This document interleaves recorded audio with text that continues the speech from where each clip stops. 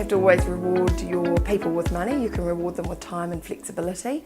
At times when I've run my businesses, I've learned that actually you don't always have the money to reward your people, and so you have to find incentives and creative ways of looking after them.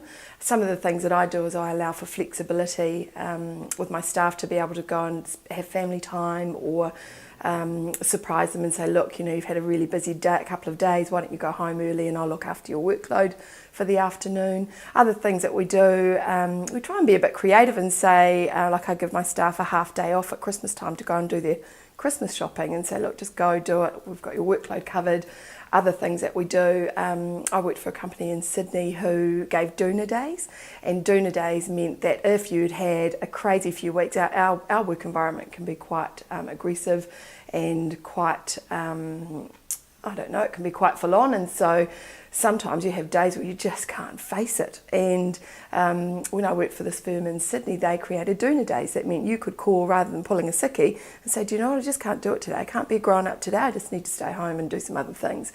And the wonderful thing was that people never took advantage of it. They were really grateful for the opportunity to just have some time out. And so I learned from that you should always try and offer your people other incentives that just don't need to cost you money, just time. Key 2, support your people to chase their dreams. I know and ask regularly what's driving my people. Never assume to know this. Ask so that you can offer incentives towards their specific goals, whether they're personal or professional goals.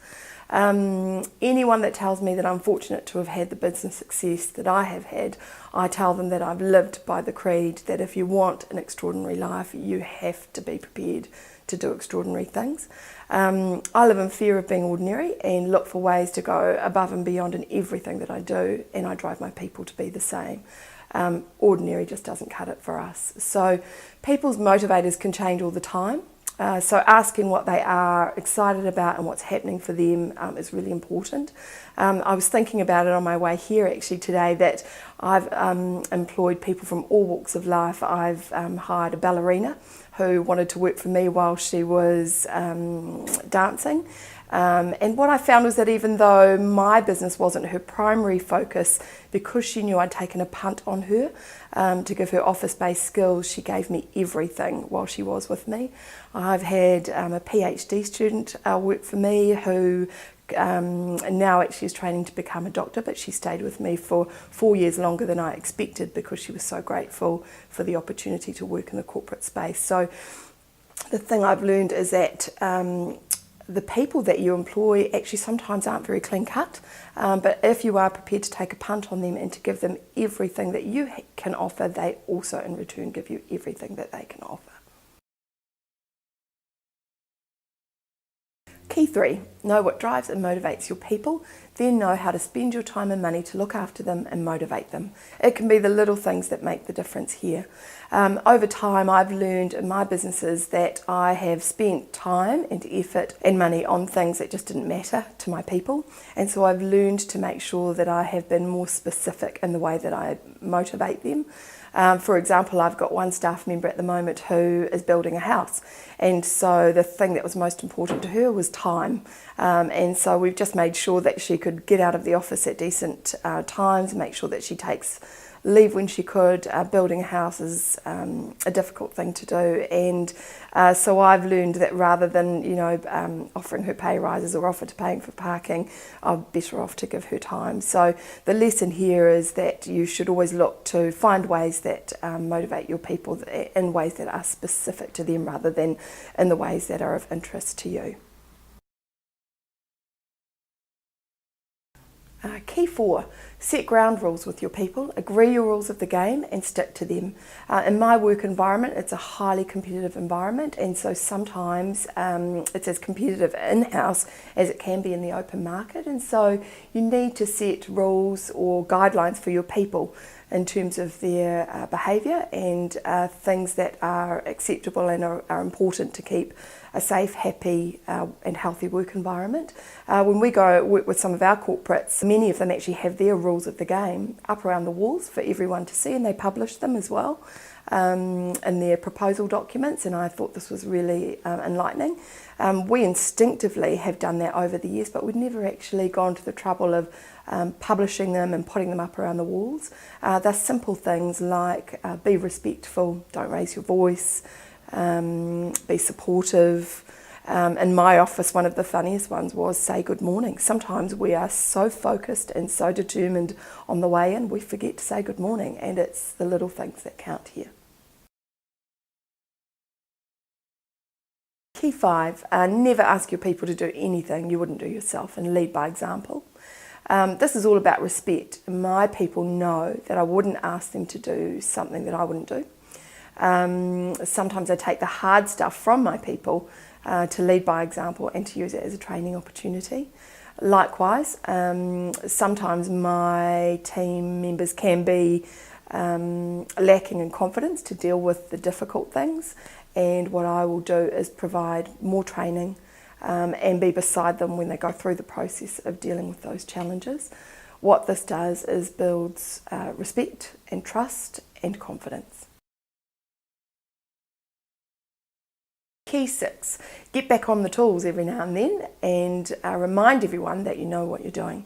I've found over the years, actually after 19 odd years of running my own businesses, your people forget that you know what you're talking about. If you've done it for a long time and you're in a leadership role and you don't necessarily work on the tools that often because you've become more strategic, I actually really love the challenge of going back on the tools, and I love the process of, you know, sending them on leave or sending them home sick and saying, hey, I've got this.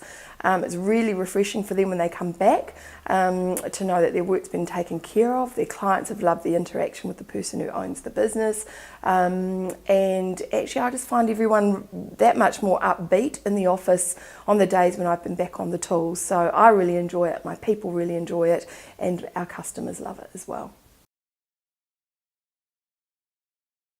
Key 7, look after your people in a way that ensures they cannot be poached. Know what your points of difference are from your competitors and remind your people what they are.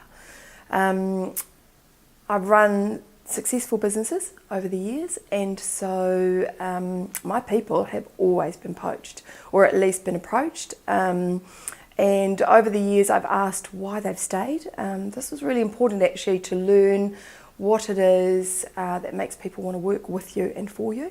The feedback from my people has been that they've stayed out of loyalty to me and the team, and out of loyalty for the investment that I made in them. Also because our work environment is unique, and they didn't believe that other firms would offer the same sense of fun and personal commitment, and also because they were motivated to work for a person rather than just a business. And surprisingly, money was never the driver. It was about being supported to be successful and to be supported to have a business reputation that would last for the length of their careers. The other major driver for those people was one-on-one training. I basically groom every person that comes into my business, and as my businesses have grown, that's become more and more challenging, more and more difficult, and more time consuming for me, but it's a thing that I have really focused on to make sure that they fit into the culture of our team, and to make sure that they were able to service our clients in a way that I was happy with. So I think it's important to work hard at knowing the differences between you and your competitors, and to remind your people what they are so that they remain loyal, and so that you can continue to ensure that you keep highly skilled people. If there's one thing I've learned is that turnover, losing staff costs you time and effort and money, and the longer people stay, the more successful our business can be. key 8, the workplace should be fun. We spend a lot of time together, so work needs to be fun, or at least your environment should be. Like I said earlier, I live in fear of being ordinary, so I'm always looking for ways to make our environment fun and interesting. We have lots of fun marketing and promotional days in our office, and we're constantly, everyone, looking for fun things that we can do together. I use simple life events to come up with ideas, around Christmas and Easter and Anzac weekend, when my team members have babies and birthdays and wedding anniversaries and weddings, the list goes on. There are endless opportunities to find fun things and themes to use in a business environment to make people feel valued and to make things a little bit more fun. So I would suggest look for fun things to do with your people. It can be really enlightening and just as part of the process of making your work environment unique.